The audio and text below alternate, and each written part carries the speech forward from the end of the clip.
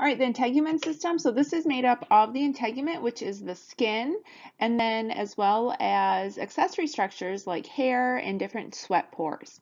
All right, the cool thing with our skin, this is going to be the largest organ that we have, and it's between 7 to 8% of our total body weight.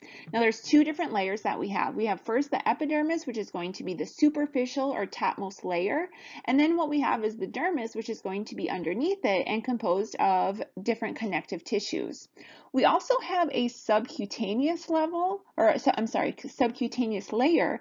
However, this is not actually part of the integument because it doesn't have all the functions of the dermis and the epidermis. So the functions of our skin is for protection. This is going to be the first thing that's against and exposed to our external environment. And also we'll have prevention of water loss within the body because we have a tight seal between the epithelial cells.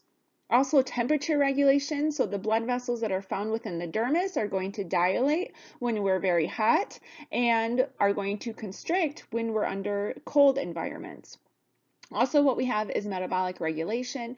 Here we'll have vitamin D synthesis occurring within our skin. Also immune defense occurs. So this is the first line of defense against bacteria, pathogens, fungi, anything that we're exposed to.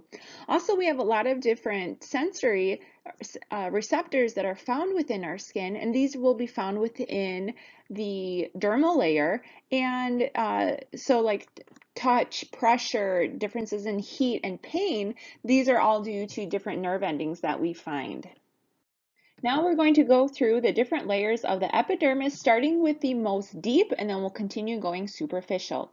All right, so here what we have is the stratum basale, and this is our deepest layer here. This is going to be a single layer of cells that are capable of mitosis because here we're talking about somatic cells.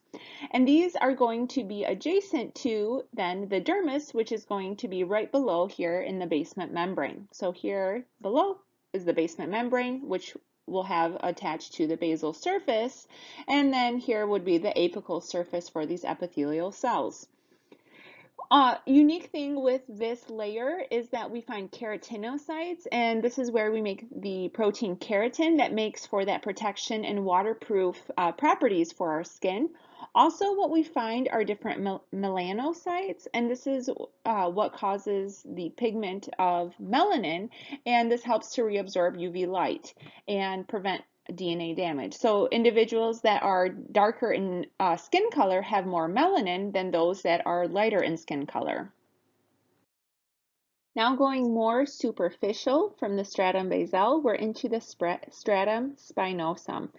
And here this is going to be a little bit more cells, layers, compared to the stratum basale. We're looking at somewhere between 10 to 15 layers. And these are going to be the daughter cells from the stratum basale that have differentiated into non-dividing keratinocytes. All right, so all these cells then within the stratum spinosum are that they are going to produce keratin. And this is important because that will ultimately make that protein fiber of keratin and giving it that strength.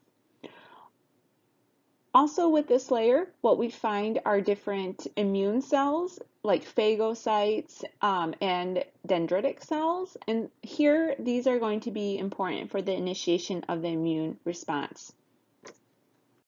And so also this has been termed the stratum spinosum because the cells, again, you have to use your imagination here with these anatomists, is that these cells have a spiny appearance to them. So again, you have to look very hard. Now going more superficial, the third layer is the stratum granulosum. And the stratum granulosum is going to be only 3 to 5 layers of keratinocytes. And now the cytoplasm fills with keratin filaments.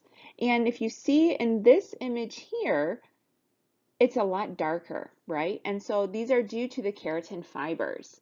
And also, this is having a grainy-like appearance underneath the microscope, which you can see a little bit better in this cartoon. And that's how this layer has been named. And what we have then, the importance is now that the lipids from this keratinocytes are now creating that water barrier for our skin. Going more superficial, the fourth layer is a stratum lucidum, and this is only 2 to 3 layers thick. Now, the only place we find this is in thick skin, and so thick skin in our body are going to be the palms of our hand and the soles of our feet. These cells now completely lack any organelle, so they're not considered to be cells. And instead they have this transparent intermediate of keratin, and that helps to give it then this light appearance when we look at the palms of our hands and again the soles of our feet. And lastly, the most superficial layer of the epidermis is the stratum corneum, and here the thickness varies. It's quite thick, between 20 to 30 cell layers, depending on where it is in the body. So for instance, under our eyelids, this is going to be the thinnest layer of epidermis that we have, whereas some of the thickest layers that we have are around our large muscles, so like around our thighs and around our arm. And here now, these are going to be composed of dead keratinocytes. So this is a non-living layer of the epidermis. And every 2 weeks, we start to slough off these cells. All right, so the differences between thick and thin skin. When we have thick skin, which again is going to be palms of our hands and then soles of our feet, is that we have an additional layer of the stratum lucidum. Okay, so here we're talking about 5 total layers. With the thin skin, we have 4 layers of the epidermis, and here you see that we are lacking the stratum lucidum within the epidermis. However, we still have the corneum, granulosum, spinosum, and basal. When we look at our skin color and why we have variations in them, it's due to 3 different pigments. The first is hemoglobin.